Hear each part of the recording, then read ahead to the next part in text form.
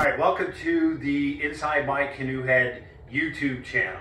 This channel is about individual emergency preparedness, as is the podcast that started it all, that we're coming up on the 2-year anniversary. But what I wanted to do today is give you a bit of introduction in who I am, a bit of background, some visual to go with it. And as well, I'm having the wonderful opportunity this year, in the month of May, to head up to Northern Saskatchewan with 9 other incredible human beings and do a backcountry canoe trip on the Northern Churchill River, a place I've never been before, and I'm stoked the fact, for the first time in my life, considering 4 decades of outdoor experience, I'm gonna get a float plane trip.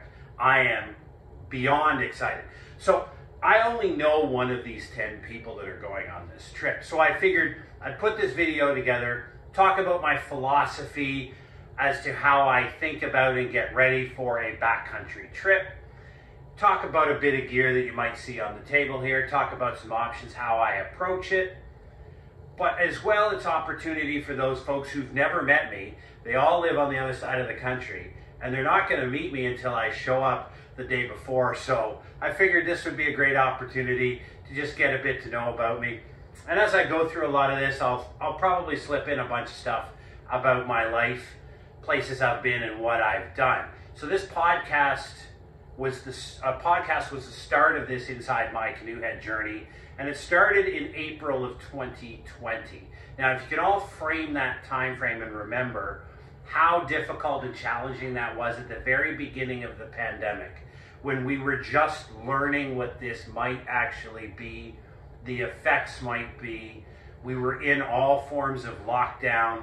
The government was issuing some type of assistance. Everybody was fearful. That world was fearful. And a lot of people who were stuck at home like I was. That, by the way, was my beautiful wife throwing a K-pod down to make me laugh in the middle of this video. But I just recently retired after 28 years in the Canadian Armed Forces in 2019. So I retired probably about 6 months before the pandemic started. And I was about halfway through. I'm coming to the end now of a life academic journey. I'm finishing a PhD. So I was teaching a bit on the side at the university. So we all transited to this internal life where we all were inside. So the podcast became my pandemic project. Some people learned guitar, some people learned a language, whatever. I started this to talk about what my passion about individual emergency preparedness is. It's the subject matter of my PhD, and here we are with now 2 years later trying to upstart a YouTube channel. So what I thought about I would do today is go through how I prepare for a canoe trip. The thought process I go through, the important stuff I consider, how I do gear selection. It kind of gives you a way of approaching it. Now, I've been at this over 40 years, but that doesn't mean I've got the answers. It means I've figured out a way to approach every canoe trip that's based upon significant experience and the lessons that I've learned through all of the different things that have gone exceptionally well and exceptionally wrong to me throughout the years. So the first thing that I always do when I think about I'm going on a canoe trip, and you got to understand, most of my trips are solo. Up to this point have been solo in the backcountry. So when I'm taking a lot of these considerations, I don't expect other humans to be around me. So when I think about a canoe trip, the first thing I do is identify a route. Now there's tons of different ways. There's Canadian CCR canoe routes online. There's your local parks. There's all kinds of different places to go. I'm not going to get in how to choose a canoe route. There's a bazillion ways to do that. When you have a route presented or found, or you're like I'm doing, I'm joining a planned route of another people, what I look at is there's 2 principal factors that are important. One is ground. Now that's, in a military terminology, ground dictates everything, right? But ground is inclusive of both the terrain, the weather, and the external access to resources. So ground, when you look at the map, you want to look at the topography, right? So pretty much every canoe trip is going to have portages. And portages is when you got to pick up all your gear in your canoe and walk it through the woods or along a trail from one lake or one river to another. They can go 50 meters. I've had one that was 5.5 kilometers long on one canoe trip. So you got to understand where your portages are. You have to look at the length of the portage, and you have to look at the ground you're going to cover. So are you going to be bushwhacking it and chopping branches down and fighting and dragging your canoe through the trees? Or are you going on a well-worn path and you have little canoe paddles or sorry, little wheels that you put under the canoe to drag behind you? So all of this is going to inform your planning. So first you have to understand your route. Then you have to look at weather patterns. Now, I always look at a 3-year average of weather for the time of year I'm going, and then I kind of look at it for maxes and minuses, temperature. So I just understand the amount of normal rainfall during that period, the amount of winds in that period, and the temperature range that's normal for that period of time. And I use a couple of year average because last year could have been an out of whack year, and it might have been really warm and you take a bunch of light gear and you freeze your butt off at night, right? So with that information, that helps me plan, because over a series of time, I look at the gear from 2 perspectives. I'm either going lightweight, super high speed, low drag, lightweight, minimal gear, and that's usually the recipe when I have a lot of portages and complex portages, difficult terrain, right? Because I got everything you bring in the backcountry, you got to carry. So as long as you're willing to carry it, hey, that's fine. But there are limitations to reasonably what you're going to carry if you have, like, if you have a 3-kilometer portage through the bush or a 100-meter portage through the bush, you can go all out comfy and glamorous on the 100-meter, because that you can carry your Yeti coolers and everything along with you. No worries if you're only going 100 meters. But if you're going 3 kilometers through the bush, you're not going to appreciate that Yeti cooler and that 10-pound tent, etc., etc. So that's what I consider in picking. So if you follow my other social media channels, I look at individual emergency preparedness from the perspective, and I use the same thing for outdoor canoe trips and camping, that we're an animal within the environment. So I refer to it as my animalistic requirements.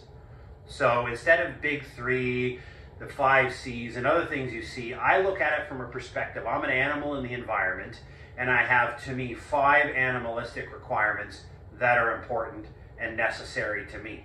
So I go through each one of those, and that's what I'm going to do today. And I'll throw them up on the screen here as to what they are in order. But the first one is shelter. Now, I credit shelter and the way I phrase it to the gray-bearded Green Beret, who has a uber successful YouTube channel, and he talks about shelter as something to sleep on, something to sleep under, and something to sleep in. So if you think about shelter as that, you take it from the perspective that your first layer of shelter in the bush, outdoors, is always the clothing you choose. We're back to, we want to talk about your clothing. So when I go into the backcountry, a great rule is never bring cotton. Okay, everybody understands that. Never bring cotton, wear synthetic or wool. It's basically the easy way. Polyester is fine, or synthetic like Eureka, spandex, or wool, merino wool. Never bring anything cotton. Like this cotton inside my Canoe Head sweatshirt, wonderful merch, is not going to follow me into the backcountry, right? This thing won't be going. I might take fleece, absolutely, but I certainly won't be taking cotton. So one thing that I've learned throughout the years is that when you're on a canoe trip, you're going to get wet. So basically from your waist down is going to get wet to some degree, probably totally soaked at many points throughout the day. It's just the standard. I've tried rain pants. I overheat to the point where I sweat more on the inside of the rain pant than keeping the rain off. Now, I be a little bit more careful on the shoulder seasons when we're just around 3 to 4 degrees Celsius, but anything that's going north of 10 degrees, I just completely understand I'm going to get soaked, right? From the waist down, I'm going to get soaked. Up top, I wear a simple rain jacket. Now, this is my Helly Hansen extra large rain jacket. I bought an extra large size because it can go over top of your PFD really, really quickly in a rainstorm. This thing is not lightweight. This thing is bulletproof. I have had this in the wildest and craziest thunder and lightning storms, outside, on the water, whatever it may be. It's just your basic, it's not Gore-Tex, it's not breathable, it's bomb-proof. You find a piece of gear that works. But so for my bottoms, I always wear just that lightweight, quick dry stuff with sometimes the zip off legs, you know, just material that is gonna get soaked because I'm getting in and out of a canoe at shore. I might get splashed, water can get in the canoe if you run a set of rapids. So the waist down is gonna get soaked, so I want something in quick dry. My socks are always wool, full stop, right? And then the shirt I always wear, t-shirts, I just wear merino wool, right? And then I change them every couple of days, no big deal. So from a shelter perspective of clothing, that's it. So from that perspective, that's my personal clothing, right? So I basically change out my clothes every couple of days. I take 1 or 2 changes of clothes. I mean, if you wear merino wool and you wash yourself and you do all, and I'll talk about hygiene and stuff in a second, then you don't have a lot of clothes to take with you. One thing that the lesson has turned me is I always bring a ditch kit.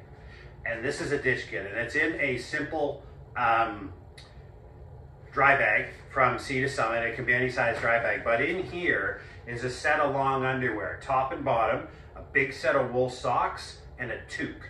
I call it my ditch kit because you never know in the backcountry, especially when you're solo, you're gonna get tossed in the water and you're gonna get soaking wet head to toe. And if you're in a shoulder season and you're wet, you need to get dry. So you're gonna need to get to shore. If you get ditched, I've had to swim my canoe and paddle the sucker. Imagine that, paddling it in the wind while in the water and dragging the canoe to shore, pulling the canoe up on shore. I'm soaked head to toe. I go up, I get my ditch kit out of the pack, I get off all my wet clothes, I've got dry clothes on. Always have my ditch kit. This is also my nighttime sleepwear, right?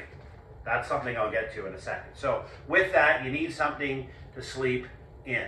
So your sleeping bag, obviously you're gonna have a sleeping bag. Your sleeping bag goes to weather. The one big lesson that I've learned is never ever be cheap or lightweight on your sleeping gear. Because throughout the day you're gonna be cold, you're gonna be wet, and sometimes you're gonna be hungry. Folks of you in the Army understand that's really cool, right? Cold, wet, and hungry. But at night, if you know, no matter what happens throughout the day, when you arrive at your destination, you are gonna have clean, reasonably clean, because you'll be wearing the same thing every night, but you will have dry, warm clothing, and you will be getting into an uber super comfortable bed, and you'll get an awesome night's sleep, right? You put up with what happens during the day. Some days, if it's driving sideways rain, you still gotta make kilometers. You still gotta go. You're out in that all day, but you know. So you always have a separate set of clothes that you sleep in. Now I used to say, it could be a 10-night trip. I'll sleep in the same clothes every night, but they're dry and they're warm and they're always available to me when that happens. So when you talk about sleeping pad, there's a couple options. Like right now, my favorite is just an inflatable one, because I like inflatable pads. I like a little bit of cushion. Again, I take the little extra weight that inflatable pads bring along because I want to be comfortable. My muscles are gonna be sore. I might be a little cold. I'm getting into dry, warm clothes. I'm climbing on top of a nice cushiony air mattress that's gonna give me a great sleep. And remember, your heat loss in the nighttime in your sleeping bag is from conduction to the ground. It's not to the air around you, it's conduction to the ground below you. So a good sleeping pad. Now, in years past, in my younger days, I would use this closed cell foam pad. Now, a lot of times if I have the room in the gear, I'll actually bring both.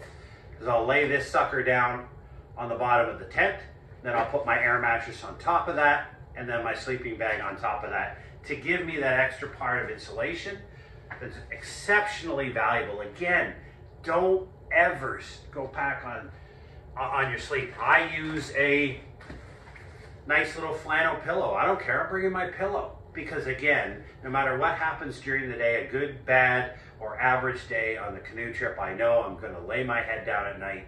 I'm going to get a great night's sleep. I'm going to wake up refreshed. I'm not going to wake up sore. I'm not going to wake up tired. And I'm not going to be cold at 3 o'clock in the morning, because there's nothing worse than you scrounging around for layers to throw on in the middle of the night. That's not a good experience. I've done it. It's just not worth it, right? So bring your pillow. Now for a tent, I currently use the Lunar Solo LE. This thing, again, is tried and tested and true. Six Moons Design is a cottage company from Western United States. Fantastic gear.